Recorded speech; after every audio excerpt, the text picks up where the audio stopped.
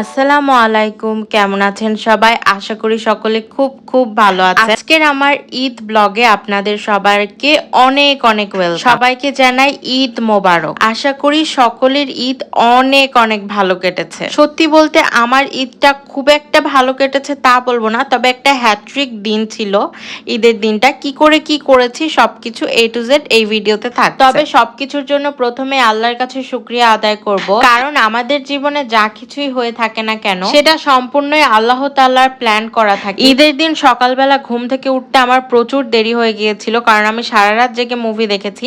তো সকালবেলা আম্মু আমাকে তাড়াতাড়ি করে উঠে রেডি হতে বললো, এন্ড আমি তাড়াতাড়ি করে গোসল করে রেডি হয়ে গেলাম। কালকে রাত্রে আবার আমি মাতব্বরি করে একা একা আমার হাতে মেহেদি দিয়েছিলাম। আপনারা তো আমার চাঁদ রাতের ব্লগে দেখেইছিলেন যে আমার কাজিন আমাকে কত সুন্দর মেহেদি দিয়ে দিয়েছিল। তারপরেও আমি মাতব্বরি করে আমার হাতের যে নিচের অংশটাতে সেটাতে আবার হিজিবিজি হিজিবিজি একটা খুব অন্যরকম ডিজাইন করছিলাম। তো সকালবেলা আমি রাতে ডিজাইনটা হাতে করে ঘুমিয়ে গেছি। সকালে উঠে দেখছি ভালোই কালার আসছে। তারপর আমি তাড়াতাড়ি করে পুরা বাড়ি যতটা সম্ভব গুছিয়ে নেওয়ার চেষ্টা করলাম, কারণ ঈদ মানে তো ঘর বাড়ি একটু গুছাতে হবে। এরপর আমাদের বারান্দায় যে আমাদের খাসিগুলো রাখছিলাম সেগুলোর কাছে গেলাম। বেচারাদেরকে দেখে খুব মায়া লাগছিল। এটা আল্লাহ তাআলার কাছে আমরা একটা পরীক্ষা হিসেবে কুরবানিটাকে করি, যাতে আমরা আল্লাহ তাআলার কাছে আমাদের তার প্রতি ভালোবাসাটা শো করতে পারি। বাট সত্যি এই প্রাণীগুলোর প্রতি খুব মায়া লাগে, আর হয়তো এই প্রাণীগুলোর প্রতি মায়া লাগে বলেই আল্লাহ তাআলা এই নিয়মটা করেছে। আমাদের কুরবানিটার পিছনে আবার একটা বড় ইতিহাস আছে। প্রথমে তো আমাদের গরু কুরবানি করার কথা ছিল, পরবর্তীতে লাস্ট টাইমে এসে একটা ঝামেলা হয়ে যায়। সেসব বলতে গেলে আজকের ব্লগটা পুরা 30-40 মিনিট হয়ে যাবে, সেটা আর বলবো না। জাস্ট বলে রাখি, পরবর্তীতে গরু কুরবানি ক্যান্সেল হওয়ার কারণে চাঁদ রাতের দিন আব্বু আম্মু গিয়ে এই দুইটা খাসিকে কিনে আনে। এই সবকিছুই মূলত আল্লাহ তাআলারই প্ল্যান, কারণ তিনি সবকিছু আগে থেকেই লিখে রাখেন। এবার আমাদের কুরবানির নসিবে এই দুইটা খাসিই ছিল, সেই জন্যই মূলত আমরা এই দুইটা খাসিকে পেয়েছি। যতই যাই বলি না কেন, দিন শেষে এটাই বিশ্বাস করতে হবে। তো মাশাআল্লাহ এই খাসিগুলো খুবই ভালো এবং খুবই মিশুক টাইপসের। আমি তো ওরা যতক্ষণ বাড়িতে ছিল অনেক টাইমে গিয়ে ওদের কাছে কাছে ছিলাম। তো যাই হোক, সকালবেলা ঈদের নামাজটা পড়ার জন্য আমি আম্মুর বানানো এই বোরখাটাকে চুজ করি। আপনারা যারা আমার নিয়মিত ব্লগগুলো দেখেন তারা তো অবশ্যই জানবেন এই বোরখাটা বানানোর ফুল কাহিনী, কোথা থেকে এই কাপড় কিনা, লেস কিনা, ইচ অ্যান্ড এভরিথিং আপনারা জানেন। তো এই নতুন বোরখাটা পরে নিয়েছি, আর আজকে আমাকে কেমন লাগছে সেটা জানাতে ভুলবেন না। তো নামাজ পড়ার জন্য রেডি হয়ে গেছি। রেডি হতে খালি বোরখাটা পরছি, আর কিচ্ছু করিনি। আমাদের বাসার নিচের বিড়ালগুলোকে দেখলাম সকালবেলা, মাশাআল্লাহ 3টা বিড়ালের বাচ্চা, খুব কিউট লাগছিল। তো এই যে আমি আমার ড্রেসের সাথে ম্যাচিং ম্যাচিং একটা জায়নামাজও নিয়ে নিয়েছি। এবার পায়ে হেঁটে হেঁটে নামাজের জায়গার দিকে যাচ্ছি। নামাজের জায়গাটা মূলত আমার স্কুলের একদম সামনে, আমার স্কুলের গেটেই বলা যায় নামাজের জায়গাটা করছে। যেহেতু আমি ঘুম থেকে উঠতে অনেক দেরি করছি, তো আম্মু মোটামুটি ভাবছিল আজকে মনে হয় আমরা নামাজ ধরতেই পারবো না। বাট তারপরও তাড়াহুড়া করে বের হয়ে গিয়ে দেখি যে না, এখনো নামাজটা শুরু হয়নি। তো ওখানে যেয়ে দেখলাম মাশাআল্লাহ অনেকেই নামাজ পড়তে আসছে, আর সবাই মিলে একসাথে নামাজ পড়ার কিন্তু মজাটাই আলাদা। তো এখানে গিয়ে নামাজের জন্য বসে গিয়েছি, অ্যান্ড খুবই ভালো লাগছিল। আমি বলবো যারা বাসায় নামাজ পড়েন ট্রাই করবেন যে এরকম সবাই মিলে যেন একসাথে নামাজ পড়তে পারেন, খুবই ভালো লাগে। মাশাআল্লাহ অন্যরকম একটা ফিলিংস হয়। এখানে দেখতে পাচ্ছেন আমি এখানে খুতবা শুনছিলাম, খুব ভালো লাগছিল।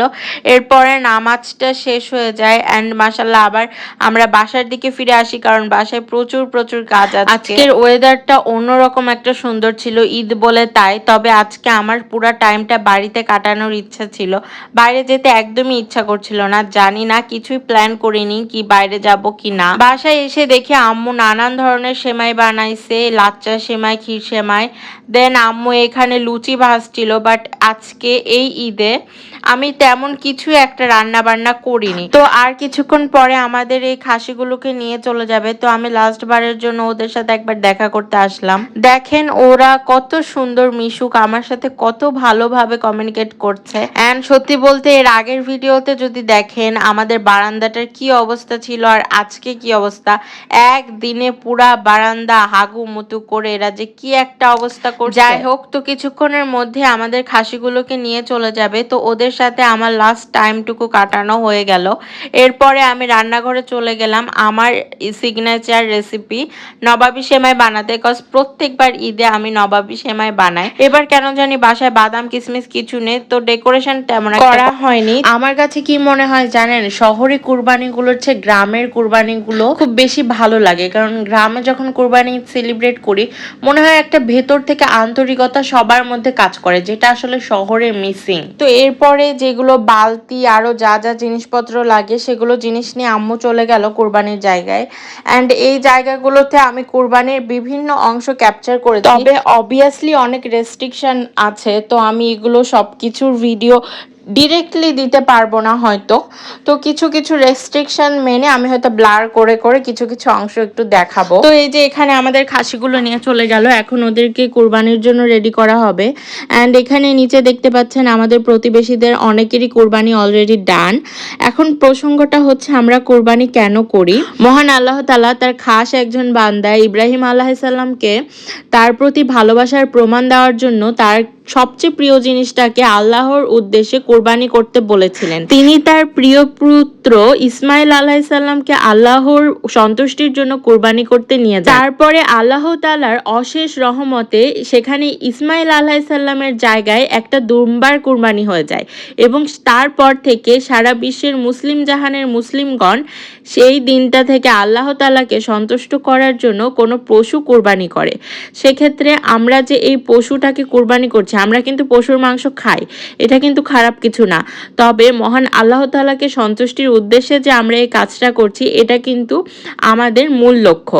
তো সেক্ষেত্রে বলতে গেলে কোরবানি করা আমাদের জন্য খুবই একটি পবিত্র কাজ। আমি মনে করি যারা অন্য ধর্মের আছেন তারা আমাদের এই পবিত্র জিনিসটাকে রেসপেক্ট করবেন, কারণ আমি আমার চোখের সামনে অনেকে দেখেছি যারা আজকের এই দিনটাকে আমাদেরকে অপরাধী হিসেবে গণ্য করে। তো এখানে দেখতে পাচ্ছেন আমাদের কোরবানিটাও এখানে হয়ে যাচ্ছে। এই যে এই ক্লিপে আব্বু নিজে কোরবানিটা দিল আলহামদুলিল্লাহ। তারপরে হচ্ছে আমরা কোরবানি দেওয়ার পরেই তো বেসিক্যালি খাবার খেতে হয়, তার আগ পর্যন্ত রাখে থাকতে হয়।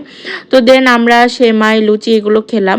এরপর আমার খুবই ক্লান্ত লাগছিল যেহেতু অনেক সকাল সকাল উঠছি, দেন আমি একটু রেস্ট নিয়ে নিলাম, শুয়ে শুয়ে তুফান মুভিটা দেখছিলাম। তারপরে বাসায় মাংসগুলো নিয়ে চলে আসলো, অ্যান্ড নিচে এখানে বটগুলো পরিষ্কার করা হচ্ছিল, অ্যান্ড আম্মু ওখানে দাঁড়িয়ে থেকে দেন পরে খাসির বটগুলো নিয়ে আসছে। অ্যান্ড উপরে মাংসগুলো আনার পরে কসাইরা তো নিজের ইচ্ছা মতো ওগুলোকে কাটাকুটি করে দিছে। দেন কলিজাগুলো চর্বিগুলো তারপরে আরও যেসব অংশগুলো থাকে ওগুলো তারা কিছু করে দেয়নি, ওগুলো আমি বসে বসে সব কেটে কেটে দিলাম, আম্মুকে হেল্প করলাম। অ্যান্ড এই রামেনটা দেখতে পাচ্ছেন, আমার তো প্রচুর ক্ষুধা লেগে গেছিলো আর মিষ্টি মিষ্টির পর একটু ঝাল ঝাল কিছু খেতে ইচ্ছা করছিল, তো আমি এই রামেনটা তৎক্ষণাৎ বানিয়ে খেয়ে নিই। খুবই ইজি, 5 মিনিটও লাগে না রামেনটা বানাতে। তো এখানে দেখতে পাচ্ছেন আমার সব কাটাকুটি দান, আর ওই টাইমে আম্মুকে আবার ডাকলো নিচে, আর একটু কাজ বাকি ছিল সেটার জন্য। আর এখানে আম্মু অলরেডি খাসির মাংসটা তুলে দিছে। সকাল থেকে না খেয়ে থেকে প্রচুর ক্ষুধা লেগে গেছে, এখন দেখি আম্মু তাড়াতাড়ি করে রান্না করুক।